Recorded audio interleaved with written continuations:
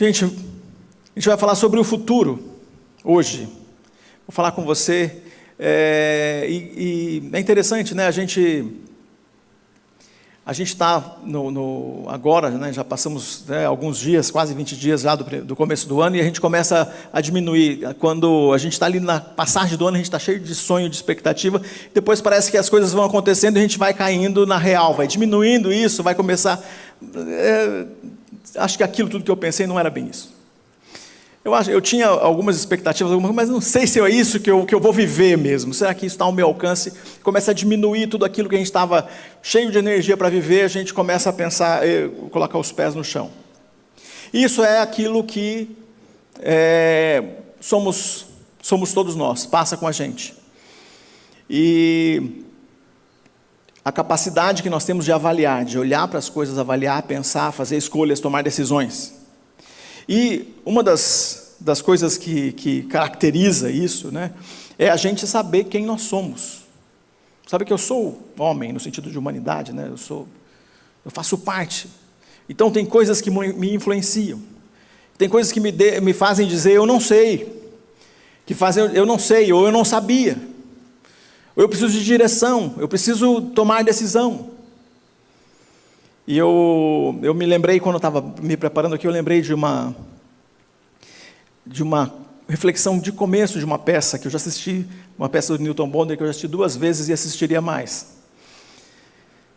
Daquelas que você deveria assistir mais vezes, porque é para pensar mesmo. E se você se desconcentrar agora que eu vou falar, você vai perder. E se você se concentrar muito, você não vai conseguir mais sair desse pensamento até durante a mensagem, vai ficar preso nela, tá? Então vou falar as primeiras frases. Um cavalo que se entende de cavalo não é um cavalo. Um cachorro que se entende de cachorro não é um cachorro. Um homem que se entende de homem é um homem. Um homem que não se entende homem pode ser um cavalo, um cachorro. A capacidade de saber quem você é, isso te define humano. A capacidade de avaliar o que você tem, o que você pode ser, o que você pode fazer, de fazer escolhas pelo seu futuro, de olhar para você, de se olhar no espelho, de olhar para outra pessoa, de avaliar o futuro daquela pessoa, de pensar o futuro vivido com esse grupo. Aquilo que podemos fazer juntos, aquilo que eu faço sozinho, isso é humano. Isso é homem, isso é ser homem, decidir, poder fazer escolhas. Então, quando nós não somos isso, né? Qualquer coisa que não seja humano. E nós estamos aqui naquele grupo que consegue mais do que isso. Então, a gente, pelo fato de a gente estar aqui, a gente não, né, a bênção que é estar aqui onde nós estamos agora. Cada um que está sentado aqui nessa sala, e provavelmente aqueles que estão assistindo, todos aqueles que estão assistindo, ouvindo o que eu estou falando, e todos que estão sentados nessa sala, estão naquele grupo que não precisa mais ficar preocupado com água para beber, com a comida para um dia. Tenho certeza que você sabe o que você vai comer hoje. E alguns de vocês já comeram hoje. Alguns de vocês vão comer mais do que uma vez ainda hoje. E poderiam comer ainda mais. E decide, não vou comer mais, eu tenho o suficiente. E sabe que vai ter comida amanhã também. E sabe que ou pelo que você vai receber ou pelo crédito, você pode ter mais comida do que você consegue comer. Então isso dá muita liberdade para a gente fazer escolhas e pensar no futuro, e olhar para o futuro, e fazer escolhas e tomar decisões. Porque você não precisa brigar para furar um poço, você não precisa brigar ou lutar, ou trabalhar muito para buscar comida. Porque você sabe, de alguma forma isso está sendo provido, tem provisão. Mas quando a gente olha para isso, então a gente começa a avaliar as coisas, e algumas vezes ainda, diante de tudo isso, a gente vai dizer, eu não sabia. Ou vai dizer, eu não sei, eu preciso saber, eu preciso descobrir, eu preciso encontrar uma resposta, eu preciso enfrentar a realidade, eu preciso fazer escolhas, melhores escolhas, eu preciso tomar uma decisão. E Em toda a história, Deus levantou homens e mulheres, para que desse direção, para que chamasse as pessoas, vamos juntos, vamos realizar isso. Deu discernimento para homens e mulheres, deu discernimento para grupos, para as pessoas compreenderem, estou fazendo errado. E aí, algumas coisas, tem exemplos que você tem, que eu tenho, dos quais a gente pode ficar orgulhoso de saber, isso aqui é um bom exemplo. E exemplos daqueles que falam, esse não siga, não faça isso. É um péssimo exemplo, não faça isso, não viva assim. Algumas coisas que a gente pode escolher. E eu escolhi, olha só. Um texto para a gente começar a nossa reflexão aqui. Em 2 Reis capítulo 13. 2 Reis capítulo 13. A gente tem umas coisas que é importante a gente considerar. Quando é a última palavra de alguém, a gente sempre tem que considerar. Qual é a última palavra que você ouviu de uma pessoa que você ama? A última conversa que você teve. Eu me lembro da minha última conversa com meu pai. Mais ou menos uns 10 dias antes dele falecer. Ele foi entubado e faleceu. Me lembro da minha última conversa com ele. Eu não sei qual foi a última conversa que você teve com alguém que você ama. Agora, a gente sempre pensa que a última conversa que você teve com alguém que você ama é essa conversa que nem eu falei aqui, de alguém que ia morrer. Agora, se essa última conversa foi essa que teve hoje cedo, a última conversa com alguém que você ama foi semana passada, porque algumas vezes acontece desse jeito. Era a conversa e, de repente, você não sabia e foi a última. Aqui o texto bíblico está dizendo que é a profecia final de Eliseu, a última profecia dele. E aqui é o texto que a gente vai ler, quero ler com vocês. 2 Reis capítulo 13, versículo 14 em diante. Quando Eliseu estava sofrendo da doença da qual morreria, Jeoás, rei de Israel, o visitou e chorou por ele, dizendo: meu pai, você era como os carros de guerra de Israel e seus cavaleiros. Eliseu lhe disse, pausa, antes da profecia, ele estava no meio de uma batalha com os assírios, e sempre quando aconteciam essas batalhas, não sempre, mas os reis procuravam os profetas profeta, me diz alguma coisa, Deus está do nosso lado ou não está? Só que esse aqui é um rei que fazia tudo errado. Lembra que os reis do norte, os reis de Israel, os reis que tinham seu trono em Samaria, então o reino, chega um momento que Israel se divide. 10 tribos são o reino do norte, 10 tribos e meia.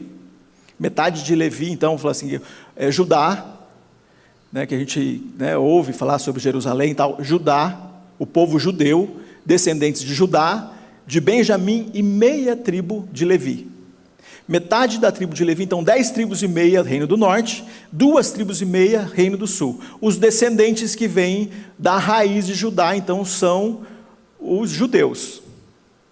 E, do outro lado, as 10 tribos e meia, é o reino do norte, Israel, e a capital é Samaria. E esse rei aqui é de Samaria.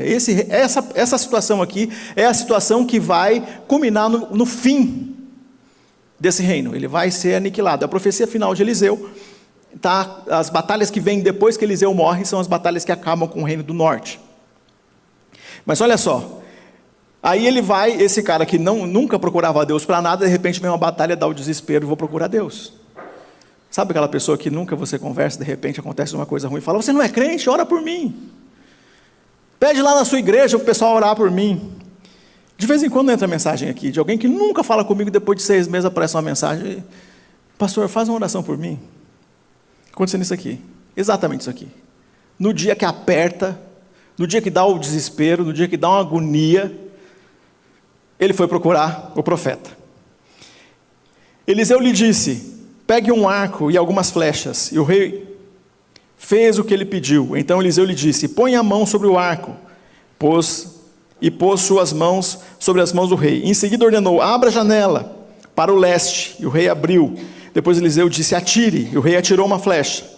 Essa é a flecha do Senhor, anunciou Eliseu. É uma flecha de vitória sobre a Síria, pois você conquistará completamente os sírios em Afec. Depois Eliseu disse, agora pegue as outras flechas e atire-as contra o chão. O rei pegou as flechas e atirou-as contra o chão 3 vezes. O homem de Deus irou com ele. Você deveria ter atirado contra o chão 5 ou 6 vezes, exclamou.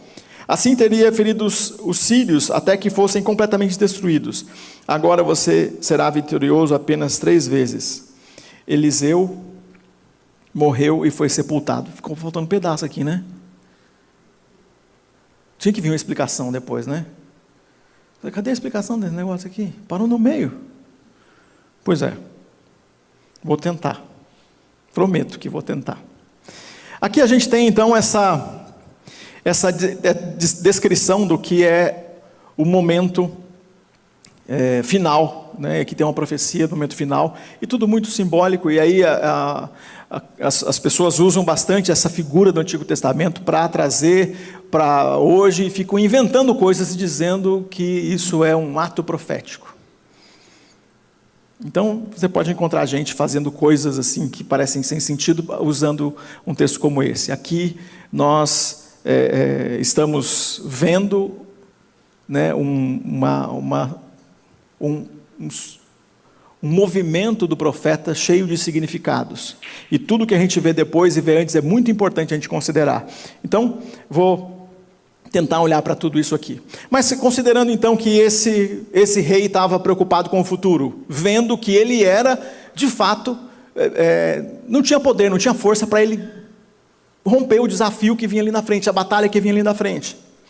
E a gente também se encontra desse jeito, de vez em quando, olhando para os nossos desafios. Se seja o nosso desafio considerando um novo momento, uma nova fase na sua família, um novo momento com os seus filhos, um novo momento no seu casamento, um novo momento no trabalho, um desafio financeiro, você olha para isso e fala assim, eu não sei se eu vou conseguir, eu não sei se eu vou dar conta, o que eu preciso fazer para dar esse passo, para encarar esse desafio, para romper esse desafio. É isso que está acontecendo. Ele chega e vai falar, profeta. E aí ele, quando chega, para ver como ele está distante do profeta, ele chega ao profeta e vê que o profeta está doente. E quando ele vê que o profeta está doente, ele vê que a doença é final. Sabe quando você olha para a pessoa e fala assim, o médico deu 3 dias, sabe? Deu 3 dias.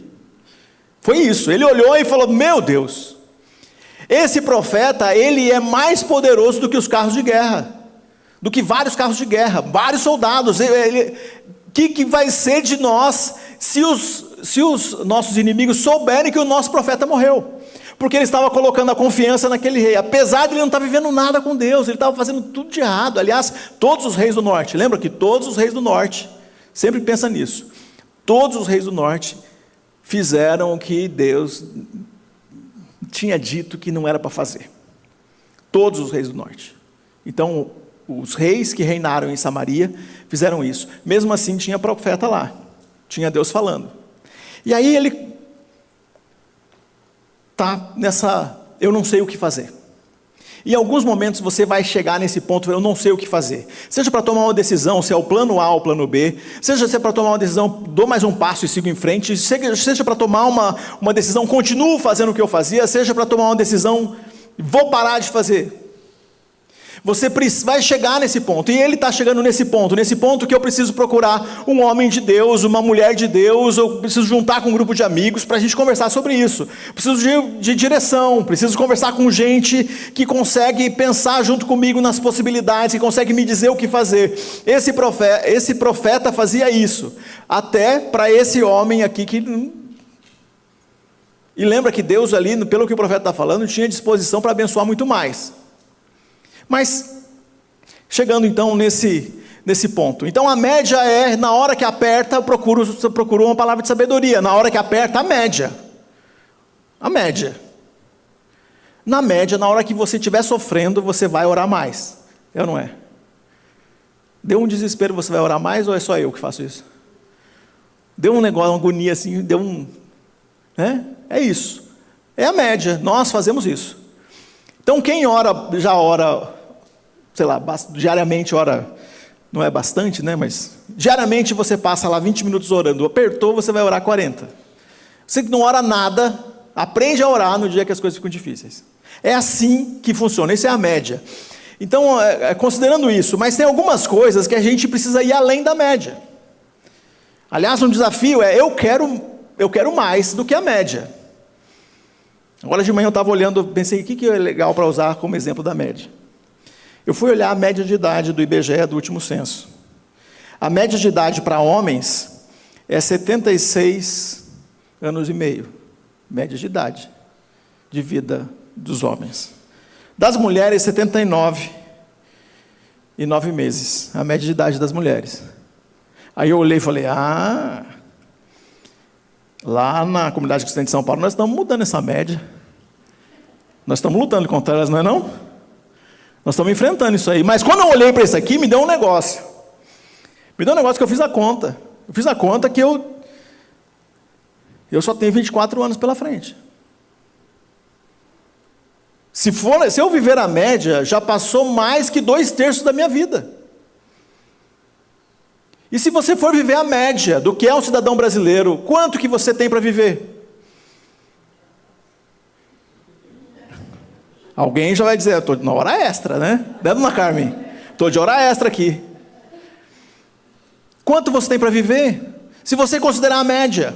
Agora, se a gente considerar isso, né? O que o profeta estava falando, pegou as flechas, atirou uma pela janela, isso é uma vitória, isso é a vitória que Deus vai te dar, essa é a flecha de Deus, é a vitória que Deus vai te dar nessa batalha, nesse desafio. Agora pega as outras flechas e atira no chão. Então ele pegou lá o arco e atirou 3 vezes, e eu imagino que ele pensou, isso é coisa de velho. E largou. O profeta deu o último pito da vida dele e morreu. Olha só que coisa. O profeta falou assim, você devia ter atirado todas as vezes, todas as flechas. Uma aljava cheia tem no mínimo 6 flechas. Pode ter até 8, uma aljava desse povo aqui, né? Você devia ter atirado todas. Por que você parou? Por que você parou? Então, quando a gente está olhando para isso, falando a média, algumas coisas a gente precisa ir além da média. Algumas coisas eu quero mais do que a média. Eu quero mais do que a média. Eu quero ser assim, igual o pessoal da terceira idade aqui, da comunidade cristã de São Paulo. A gente está quebrando essa lógica da média aqui. Eu quero estar nesse grupo. A nossa média vai ser outra aqui. A gente fala que a nossa média vai ser 94 anos, né, dona Carmen? Ah, tá vendo? É isso. Escrevendo livro ainda. Tá vendo? É isso. E aí você pensando aí, né? Não, eu tenho 50, eu tenho 30, eu tenho 40, mas eu não sei se eu dá tempo de escrever um livro. Ué, e agora? Então, quando você está olhando para o futuro, você precisa olhar para o futuro e compreender que tem algumas coisas que podem estar te segurando para você viver desse jeito, viver essa lógica de uma vida curta. Nossa, a vida é muito curta, né? As coisas passam rápido. Mas dependendo do jeito que você vive, tinha que ser curto mesmo. Ou não? Vive sem garra nenhuma, vive sem prazer nenhum, vive sem cuidar dos outros, vive sem se cuidar. A vida tem que ser curta para você. Agora, a vida que tem sentido ser vivida é essa vida que eu vou olhar para a vida e vou falar assim, todas as flechas que tiver para atirar, eu vou atirar. Eu vou viver, eu vou escolher o meu futuro, eu vou moldar o futuro, eu vou fazer coisas que têm sentido. Eu vou preparar as crianças, os adolescentes que estiverem perto de mim, porque o dia que eu for, as flechas ainda vão estar cruzando por aí, as minhas. As flechas que eu atirei vão estar cruzando pelo céu por aí, porque eu vou estar vivendo e convencendo outras pessoas que vale a pena viver uma vida que tem sentido, e cheia de sentido. Uma vida que você aproveita cada oportunidade. Eu me lembro, quando eu fiz um treinamento de liderança lá na Mocidade para Cristo, já faz tempo, foi em 98 ou 99, não me lembro exatamente. E aí eu estava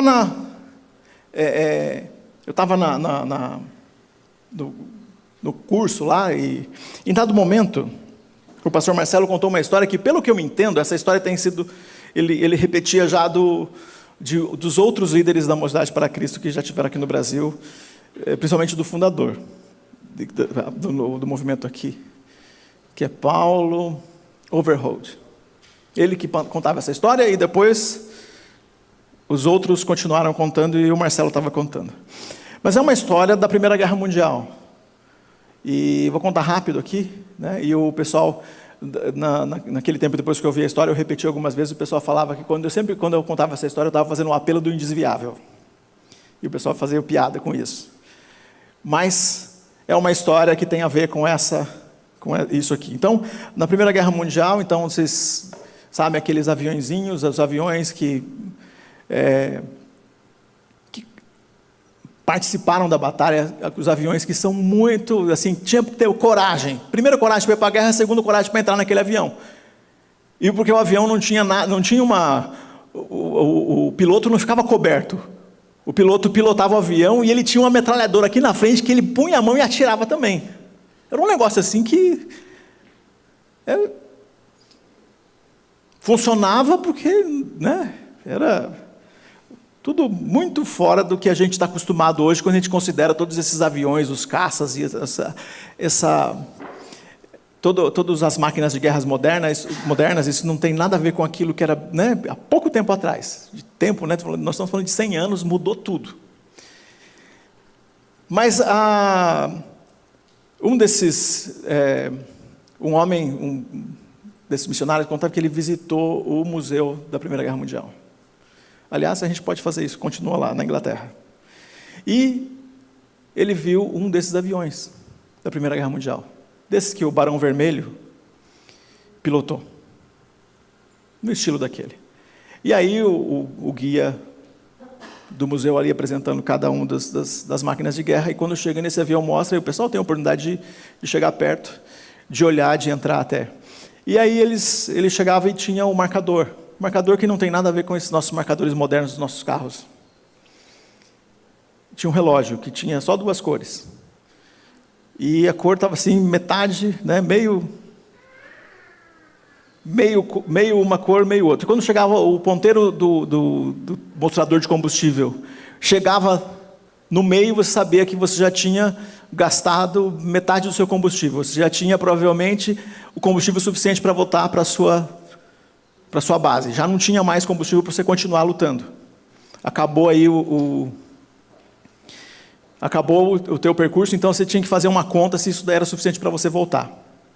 Então aquela linha ali das 2 cores era a linha de retorno. Era o apelido daquela linha. E o guia disse o seguinte, que os melhores pilotos ultrapassam a linha de retorno. Os melhores pilotos ultrapassam a linha de retorno. Então tem algumas coisas que você precisa tomar a decisão e olhar para tudo dizendo que eu ultrapassei a linha de retorno. Para algumas coisas você precisa dizer isso. Para algumas coisas você precisa falar, não tem como, eu não tenho mais combustível para voltar. Não tenho mais para o que voltar. E tem algumas coisas do passado da gente que a gente está escolhendo olhar para o passado, e escolher olhar para o passado definitivamente é uma decisão sobre não viver o futuro.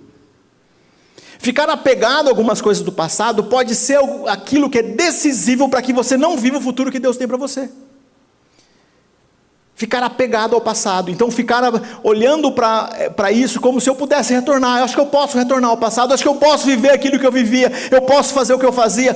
Algumas coisas tem que decidir, não, isso que eu fazia, isso que eu vivia, isso que era do passado, isso é, na melhor das hipóteses, 2025 para trás, eu não sei que ano para trás, eu não sei que lugar para trás, mas a gente tende a ficar olhando sempre para trás, e talvez você não consiga avançar, porque está preso a coisas que você poderia ter se livrado. Você podia dizer, não quero mais. Então tomar uma decisão de eu não vou deixar isso escorrer pelos dedos. Eu vou viver, eu passei a linha do retorno. Se depender de mim, não tem retorno. No que depender de mim, não tem retorno. Para o meu casamento, no que depender de mim, não tem retorno. Eu já ultrapassei no retorno, já. É só junto. Até o dia que Deus leva um de nós dois. Aí. Linha do retorno. Não existe. É só para frente. E aí é uma nova realidade, né? Se minha esposa parte ou eu parto, é uma nova realidade. Não é a mesma, é outra. Mas isso aqui é a decisão. Mas olha só o que aconteceu. Né? A linha de retorno, né? É uma coisa interessante, né? O que a gente pode considerar sobre essa linha do retorno. E interessante é que o Eliseu estava falando de uma coisa que tem tudo a ver com essa ideia de linha de retorno. Olha, se a gente voltar aqui para o texto em 1 Reis capítulo 19, a gente tem o chamado de Eliseu. No capítulo 19, no versículo 19, a gente vai encontrar aqui a história. Olha só. Elias partiu e encontrou Eliseu, filho de Safate, arando um campo. Havia 12 parelhas de bois, e Eliseu arava com a última parelha. Elias se aproximou de Eliseu, lançou sua capa sobre os ombros dele e continuou a caminhar. Eliseu deixou os bois ali, correu atrás de Elias e disse: primeiro deixe-me dar um beijo de despedida em meu pai e em minha mãe, então o seguirei. Elias respondeu: pode voltar, mas pense no que eu fiz. Eliseu voltou para sua parelha de bois e os matou, usou a madeira do arado para fazer fogo e assar a carne, distribuiu a carne para o povo da cidade e todos eles comeram. Então partiu com Elias como seu ajudante. Ele sabia o que não era olhar para trás. Ele não está falando uma coisa... Ele sabia que era fazer, eu vou até o fim. O que ele estava dizendo para o rei, ele já tinha feito. Olha só. Está arando 12 juntas de bois. Eu não sei se você teve um lugar onde o arado ainda, o jeito de arar ainda é desse jeito, mas eu me lembro. Então, ara como numa posição assimétrica, assim, os bois estão, e as pessoas estão arando juntos, em paralelo, e fazem a volta juntos. Então, as comunidades menores, elas se juntam para arar mais rápido, então cada um ara a terra um do outro, todo mundo se junta para fazer isso. E aí, na hora que Elias vai passando, ele coloca o manto sobre Eliseu. Deus já tinha falado que Eliseu seria o seu sucessor, né? Então, na história de Elias, né? A história que está anterior aqui. E ele coloca o manto em cima de Eliseu. Quando coloca o manto em cima de Eliseu, Eliseu já entendeu que era com ele. E aí ele fala assim, olha só, né? Elias passa assim, joga o manto em cima, assim, tipo, só encosta assim e vai embora. Para parar os bois, gente, é um movimento assimétrico, tá? São 12 juntas de boi andando junto. Então, na hora que Elias joga o manto, ele não pode parar, largar e sair correndo. Ele tem que terminar o movimento, parar os bois. Tem que dar uma controlada ali, está arando.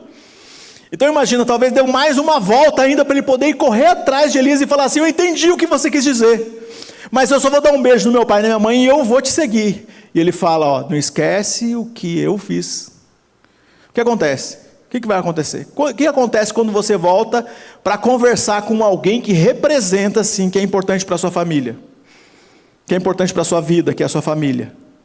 Às vezes Deus está te dando uma direção clara sobre o futuro. Eu estou falando aqui sobre escolha do futuro. Deus está te dando uma direção do futuro. E dependendo com quem você fala, o que você acha que o pai e a mãe de Eliseu disseram para ele quando ele voltou lá? Não, eu vou indo, que eu vou seguir Elias. Você acha que eles falaram: vai? Eles falaram: meu filho, agora que nós estamos com a nossa terrinha aqui, está arado. Não quer esperar a próxima colheita? Espera aí. Ele falou: não, eu não vou esperar. E eu nunca mais vou voltar. Agora eu estou escolhendo o meu futuro. O que ele fez? Matou os bois. Bom, gente, só quem já esfolou um animal grande sabe o trabalho que deu esse negócio aqui. Esfolou 2 bois, fez churrasco, festa de despedida. Aqui termina a minha história com vocês. Deus abençoe vocês, papai e mamãe. Mas agora Deus tem um chamado para mim e eu vou cumprir, e é junto com o profeta Elias.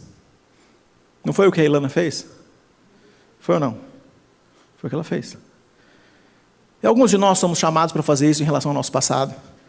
A queimar mesmo, literalmente. A dar tchau, a fazer uma festa de encerramento.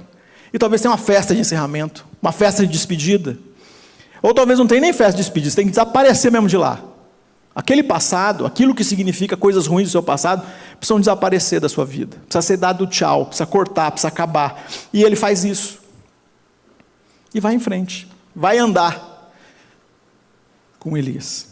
Olhar para isso, né? Tomar essa decisão e seguir.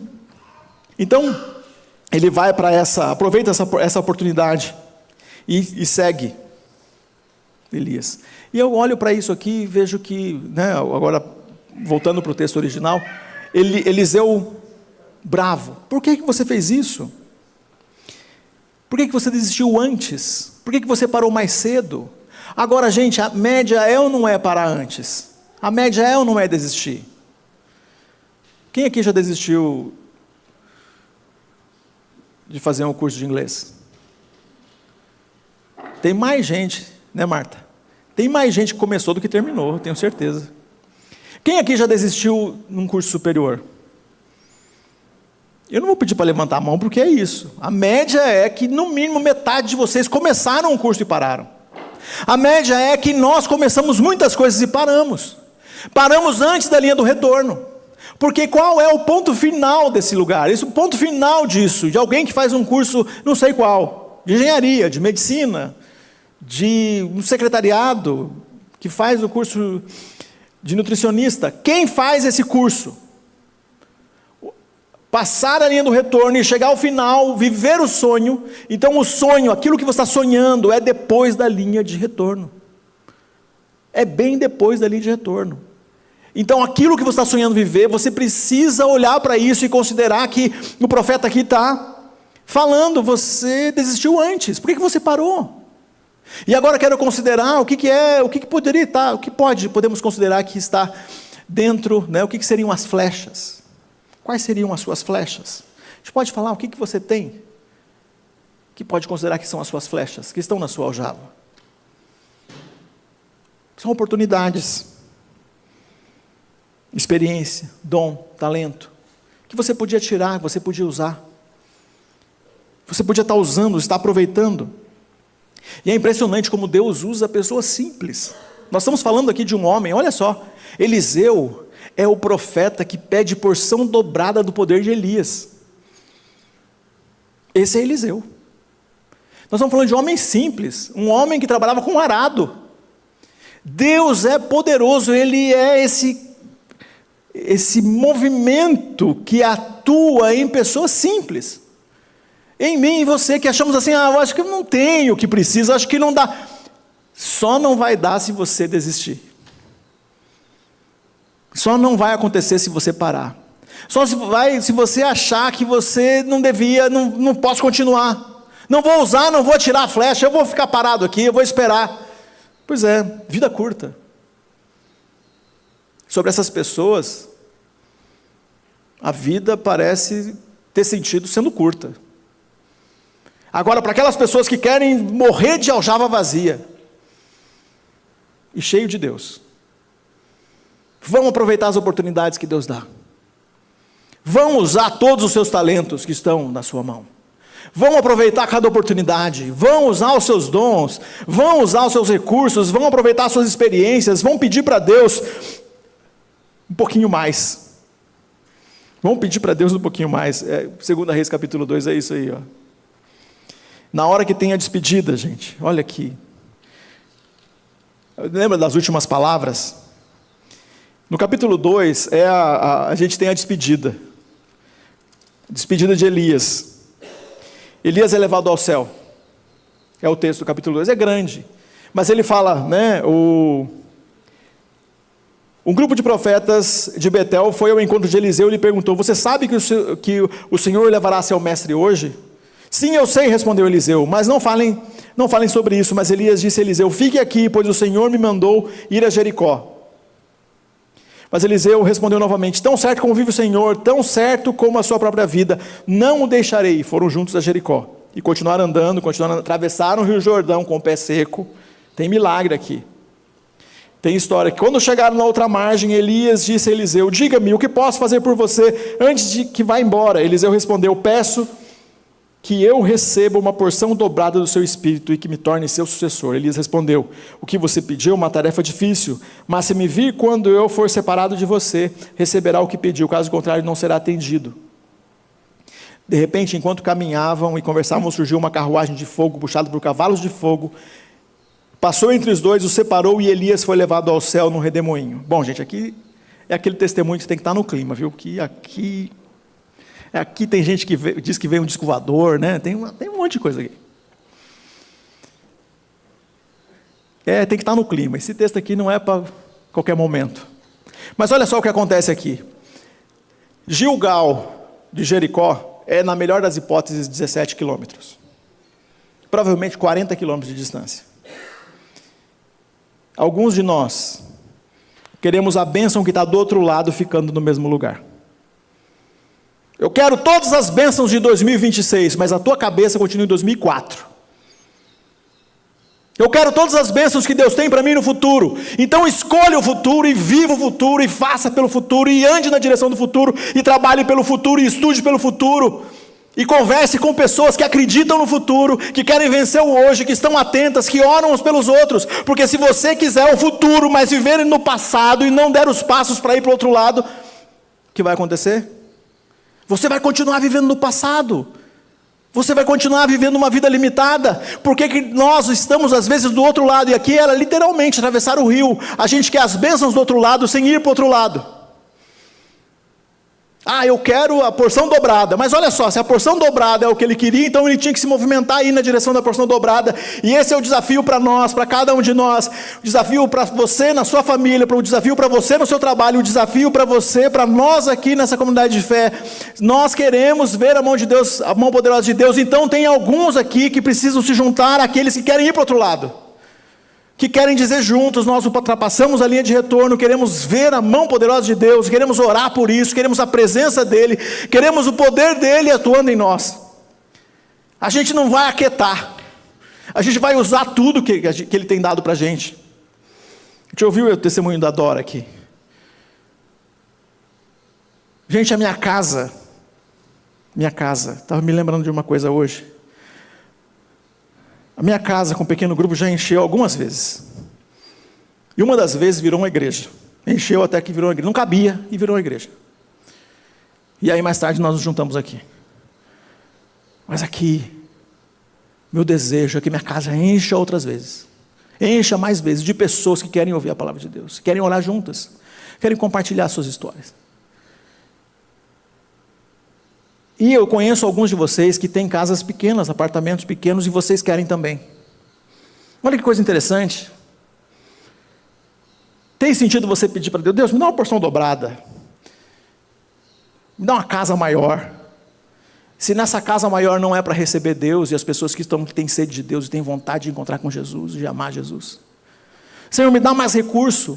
Me dá mais ideia, me dá mais criatividade, me dá poder para fazer o meu negócio, abrir meu negócio. Tem sentido fazer isso se você não é daquelas pessoas que vão contribuir com a missão de Deus, que vão garantir que pedidos dos missionários e necessidades dos missionários estejam, se depender de você, não vai ter essa necessidade. Tem sentido você pedir isso para Deus? Porção dobrada, eu quero porção dobrada porque Deus vai ser visto em tudo que eu faço. Eu vou atirar todas as flechas. E no final vou estar com a java vazia. Eu não sei se eu vou ter um túmulo igual as pessoas tiveram antigamente. Eu provavelmente vou ser cremado, não sei. É o que parece que tem mais sentido hoje. Mas um dia não tinha sentido isso, e agora tem. Daqui a pouco eu invento outra coisa, eu vou falar que tem mais sentido. Mas se tivesse alguma coisa que fosse escrito sobre mim depois que passou, eu queria muito, muito mesmo. Que depois que passar, e eu queria viver mais que a média, tá? Queria a média da comunidade cristã de São Paulo. Eu quero viver a média da comunidade cristã de São Paulo. Queria viver muito mais do que a média dos brasileiros. Mas eu queria que o dia que eu morresse, alguém que estivesse falando, no dia que eu morresse, dissesse, ele partiu com a aljava vazia. Ele aproveitou cada oportunidade. Eu queria que você se apegasse, agarrasse isso para a sua vida. Agarrasse isso para a sua vida. Você que ainda tem adolescentes, vocês têm criança em casa, seu filho, sua filha vai ser criança só uma vez. Ele precisa tomar banho de chuva com você. Ele precisa, ela precisa, ele precisa da sua presença, ele precisa ouvir piada tua, ele precisa contar, você tem que contar história para ele. Tem que fazer uma fogueira, né, Evandro? Tem que passar tempo em volta da fogueira, tem que passar tempo junto, você não vai ter mais teu filho com você daqui a pouco. Ele precisa ser inspirado por você, mamãe, por você, papai, ele precisa disso. Isso é atirar todas as flechas. Você precisa viver o seu casamento, você precisa amar seu marido, você precisa amar sua esposa, vocês precisam viver juntos, precisam aprender mais intimidade, precisam ter coragem de quebrar as pequenas coisas que separam vocês, que diminuem a intimidade. Precisa fazer isso, e isso é atirar todas as flechas. Precisa usar seus dons, seus talentos, precisa empreender, se é o caso, precisa fazer mais um concurso, precisa crescer um pouquinho mais. Nós temos que fazer isso. Escolha o seu futuro, e não, eu queria chegar, quando eu chegasse lá diante de Deus, ia ser legal um tipo de conversa. Eu queria muito, muito mesmo, que todos nós aqui, Quando a gente chegar lá para ter uma conversa com ele, que eu acho que não é desse jeito, tá? Não é desse jeito. Mas, achando que é desse jeito, queria muito que a gente estivesse lá. Na hora que a gente chega, a conversa não fosse a fala dele: por que você fez tão pouco? Eu não queria ouvir isso, não. Eu queria ouvir: que bom que você aproveitou tudo. Que bom que você usou tudo. Eu te dei umas oportunidades, você aproveitou cada uma. Você não perdeu. Eu quero te desafiar a viver isso. Feliz dos testemunhos que você vai dar. Você ouviu a Dora falando aqui? Lá em casa tinha culto, tinha história de oração, tinha história de milagre. Pô, gente, é isso. Não quero menos que isso, não. Eu quero que os meus filhos orem comigo e eles saibam quando aconteceu um milagre. A gente orou por fulano que estava doente, não está mais, foi curado, foi curada. Meus filhos precisam disso. Nossas crianças aqui precisam disso. Você precisa disso, eu preciso disso. Nós precisamos orar e saber que o milagre aconteceu, que aquela dívida impagável foi paga, que aquela situação impossível foi resolvida, que a igreja começou a crescer, que mais pessoas chegaram a Jesus, que a gente conseguiu comprar, fazer, vender, desenvolver, multiplicar, abençoar, transformar. É isso. Escolha o futuro. Você pode fazer isso. Se você é homem, você pode fazer isso. Se você é mulher, você pode fazer isso. E mais ninguém pode. Só homem e só mulher pode fazer isso sobre o futuro. O resto da criação não pode. Se você é homem, se você é mulher, escolha o futuro em nome de Jesus.